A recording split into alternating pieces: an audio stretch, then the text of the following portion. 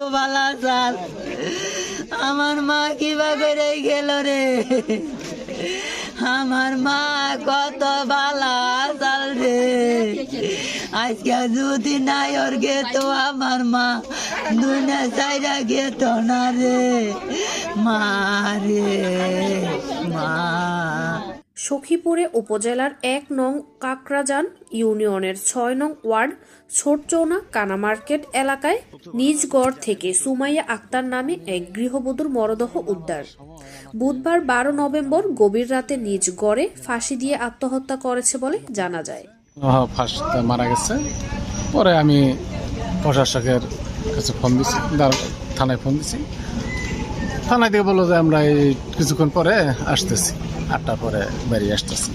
রাত্রে তো শিক্ষের উঠলে আমি দূর ফিরে বাইরে গেছি, যা দিয়ে আবার আমার ওই ছোটো ভাই ওইটা এই ও দৌড়েছে এইভাবে, মানে ঠ্যাঙ্গের মধ্যে শুনি করে। পরে আবার ছোটো ভাই ওই যে ওইটা আরেকটা আছে ওইটায় এই ইয়ের গিরু সেটা খুলতেছে। পরে আমি নগের গিরি খুলছি। কয়টার দিকে? না না না, জীবিত ছিল না। কয়টার দিকে? আমরা ভাবছি হয়তো যদি খুলে আর কি এই আজানের একটু মারা গেছে। না না না, আজানের একটু আগে আগে আর কি, মানে আজান দিব এরকম হয়তো কোনো মাইকে ফু দিছে এরকম টাইম আর কি। আচ্ছা, নামানোর পরে কি হয়েছে বলতে আজকে আপনার একটু ওরা ছোট ভাই চিকেট দিছে, ঠিক আছে, চিকেট দিছে। আমরা বেঁকে উঠছি, নতুন গাড়ি যাচ্ছে সেই হিসাবে উঠছি, মনে করছি গাড়ি নিয়ে গেছে, ঠিক আছে।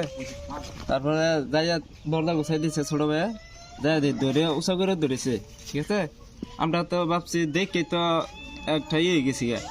তারপরে দড়িটা খুললা আর কি খাটে শোয়াইছি, কোনো সমস্যা কোনো ঝগড়া বিবাদ ছিল? ঝগড়া নাই। আইতে আমরা এই যে বেঁকে মিল্লা এনে আগুন তো পাইছি, ভালো মানুষ। ছোট ভাই গাড়ি গাইতে দিছি আপনার গিয়া, তিনি সুন্দরভাবে চলা হারে, সুন্দর কামাই করতেছে, ভালোই। সবার সাথে একসাথে খাওয়া দাওয়া করছে? না, বিনয় হয়েছে এই যে কয়দিন ধরে একসাথেই ছিল বাপ মায়ের সাথে। পরে বিনয় হয়েছে, আলাদা করে গাড়ি কিনা দিছি, কামাই করে খাই, ভালো মন্দ ভালোই খায়। এমনি কোনো পারিবারিক না না, সমস্যা ছিল না? সমস্যা নাই। আমি আবার সময় পাইলে যাই। কইছে যে মা কি বাছো, তুমি ভালো আছো? আমি কইছি তুমি কি দা ভাত খাইছ? কয় যে আলু গুঁড়া তরকারি দা ভাত খাইছি। তাহলে কবে বা? আমি ২-৩ দিন পরে আমু কে ২-৩। আর জামাই কইছে যে না যাহাবো না, ওডি ২-৩ দিন পরে আম্মা যাহাবো না, ২-৩ দিন পরে কিস্তি আছে পরে জানাকবো। পরে আমি কইছি যে নাইরল আনছি, খুঁজ তো আনছি, তারপরে নাইরল চেরা বার দিমি ২টা আমি একখান করে আমি খিলামো, এনে আমি কইছি। কইলে ভাড়া তারপরে আবার মার নাকি কথা কইছে, কইছে নানি কি বাছো, তুমি ভালো আছো? মার নাকি কথাটা কই আইরে। তার আমি হুবাই গেছি, হুইয়া দিলে ভাড়া। পরে আবার আমি সকালে খালি জানি আমার কিবা নাকতাছে ৮টার মধ্যে, না আমি কই কিরিয়া বা অস্থির অস্থির নাকি গে কি বাজানি নাকতাছে। সকালেটা কইছি তোমার নাকি আবারও কথা কমু, খালি আবার নাকতাছে। পরে আমি আর কথা কই না, সকালে হুই না ফোন দিছে। ফোন দিলে পরে অম্মু থেকে আমার বিয়ে একটা পাগলা মরে এনেছি, দেখ মেয়া বিয়েছে, তার মেয়া বিয়া দিছে। হে বিয়াই কইতাছে বিয়া নি আনের মেয়া যে ফার্স্ট মরে গেছে গা। আমি কইছি কি কই না নিনা কে মরে গেছে গা, আমার মেয়ে মরবো কে? আমি এখন ৯টার সময় রাতে কথা কইলাম, সে মেয়ে কিবা করে মরবো। আচ্ছা, ওদের পারিবারিক ভাবে কোনো সমস্যা ছিল কিনা বা আপনার কাছে? সমস্যা ছিল মানে জামাইরা বেশি নাই দিবার দিত না কোনোদিন, আমার জামাই বাড়ি মানে আঙ্গ বাড়িতে যাবার দিত না, বেশি দিন থাকবার দিত না, মানে নেই পড়তো নগর নাকি তার রাইন্দা দেবো কারা, এটার জন্য নেই পড়তো। আমি বলতাম জবাক আইসে ২-৩ দিন থাইকা যাইকো। আমি হাসপাতালে নিয়ে গেছিলাম, আমার পোলা অপারেশন করছি টনসিলের চাল।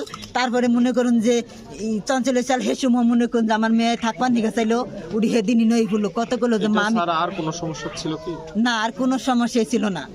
ঠিক আছে। কইছি আমার যে ফোনটা দেও, ফোন দিম বাড়িতে একটু কথা কই। সারাদিন বাড়িতে ছিল না, নিচে ফোন দিছে, কথাবার্তা কইছে। আবার আমার খাওয়ান দিছে, খাইছি। খাইয়া আমি হয়ে পড়ছি। ও কয় ছেলে মোবাইলটা দেও, নাটকটা ঢুকে প্রত্যেক দিন নাটক দেখে দেখে ঘুমাই করে। আমি আবার পরিশ্রম করে আইসি দেখে আমি আর নাটক দেখিনি, এখন ঘুমাই পড়ছি। ঘুমাই ফেললে ও মোবাইল নিচে নিয়ে নাটক দেখছি কিনা জানি না, মোবাইল রাইখা পরে কি করছে আমি জানি না। আমি ঘুমাই পড়ছি, মাথার ব্যথা আর মাথা চাপ দিছে, এটার দিকে আর সজাগ পাইনি। তারপরে ফজরের রাগ দেখতে প্রত্যেক দিনই আবার উঠে গাড়ি খেয়াল করি, নতুন গাড়ি উঠে দক্ষিণ কাইতে আসিলাম, উত্তর কাইতে হয়েছি। হওয়ার পরে দেখি ওই রকম বাতি জ্বালাই না, তো আমি ডরে গেছি গে। কম নেই ফাল ফেরে ওইটা ওষা করছি, ঠেঙ্গের হন ধরে ওষা করছি যে সবাই মনে ফাঁস দিছে জানি। তারপরে ভাই ওগুলো ডাক দিচ্ছি, ওরা আইসে, আমি ওষা করে দাঁড়িয়ে আসলাম, আইয়া খুলছি। তখন কি জীবিত ছিল যখন নামাইছো? না জীবিত ছিল না। আর রাতে কি প্যান্ট পরে ঘুমাইছিলে তুমি? আমি প্যান্ট পরে ঘুমাইছিলাম, আমি অন্য প্যান্ট পরে আইছিলাম। এখন এই খেপ দিলে লুঙ্গি পরে থাকতে পারি না, খেপ দিলে লুঙ্গি। ওই যে ওর সাথে কোনো ঝগড়াঝাটি বা কোনো সমস্যা হয়েছিল কি? না ভাই, ঝগড়াঝাড়ি হয় নাই। ও আমারে কালকার আগের দিন কইছে কাপড় বানাবো, তারপরে হাঙ্গ বেড়তে যাবো। আবার কালকে কইছে যে তাহলে 10-15 দিন পরেই যাই কিস্তি মিস্তি দেবা। আমি আইছি, আমি আবার মনে মনে ভাবছি যে কালকে তোর কাপড় বানাবার দিবেন নিয়ে যাবো। টেহা নিয়ে আইছি, কিস্তি টেহা সহ, আর কাপড় বানাবার দিব। মানে পারিবারিক ভাবে কোনো সমস্যা? না আমার আর কোনো সমস্যা নেই। কয়টার দিকে তুমি মানে ওই যে রাতে যে টের পাইলে, জাগনা পাইলে, এটা কয়টার দিকে? এটা ফজরের দিকে আর কি, ফজরের আগেই হালকা আর কি, ওটা টাইম দিই নাই আমি তো। তবে ফজরের আগে? হ্যাঁ, ফজরের দিকে। ঠিক আছে। যে যত যাই হয়ে যাক, আমার বোন ওইখানে মারা যাক, কাটা যাক, যা হয় হবে, ওইখানে যেন তাকে কেউ রশি থেকে না নামায়।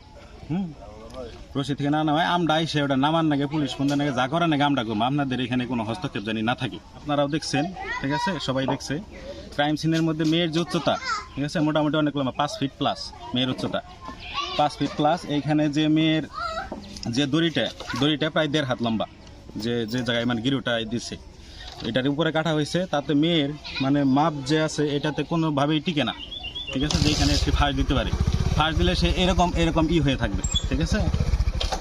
সুস্থ মানুষ ওই দড়িতে ফাঁস দিতে পারবে না। আর যে মেয়ে যে ওই দন্নার মধ্যে যে গিরোটা দিচ্ছে, যে গিটটা লাগাইছে, এই গিটটাও তার পক্ষে দেওয়া সম্ভব নয়, ঠিক আছে। এটা আপনারা যাচাই বাছাই করলে দেখতে পারবেন, মানুষের কথা না। এবং সুস্থ, তার যে গেট আপ, ঠিক আছে, মোটামুটি অনেক সুন্দর আমরা দেখলাম। তাতে এটা কোনোভাবেই প্রকাশ পায় না যে সে, আমাদের ধারণা আর কি, আমাদের ধারণা সে বাড়িতে থেকে পালানোর চেষ্টা করছে, ঠিক আছে। ছোট মানুষ হয়তো মানে ভয়ে পালানোর চেষ্টা করছে, বাড়ির কেউ তাকে ফিরাইছে, তারা বুঝে আর কি, গুণী ব্যক্তি যারা আছে। দিচ্ছে যে এখানে কোনো ঝগড়া হয় না, কিছু হয় না। এটা কি কোনো সাধারণ বিষয় যে এখানে কেউ কোনো কিছু বললো না, নারাই ঝগড়া হইলো না, সে হুট করে এসে গলায় দড়ি দিয়ে দিল?